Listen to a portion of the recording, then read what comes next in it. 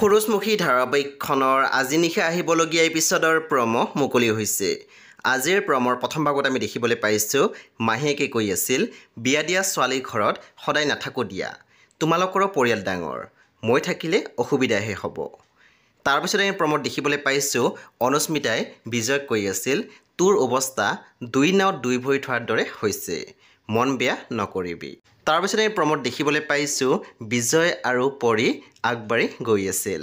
তাৰপিছত আমি প্ৰমত দেখিবলৈ পাইছোঁ শুনে অনুস্মিতাক কৈ আছিল, পিছে এতিয়া তুমি আৰু দাদাহে পিছ পৰি থাকিলা, অলপ তোমালোকৰো কথাবোৰ আগবঢ়াবা।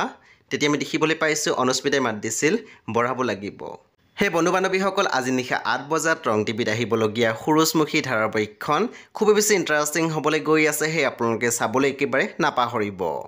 পৰৱৰ্তী আপডেটৰ বাবে আপোনালোকে মোৰ চেনেলটো ছাবস্ক্ৰাইব কৰি কাষত থকা বেল আইকন টিপি দিবলৈ একেবাৰে নাপাহৰিব।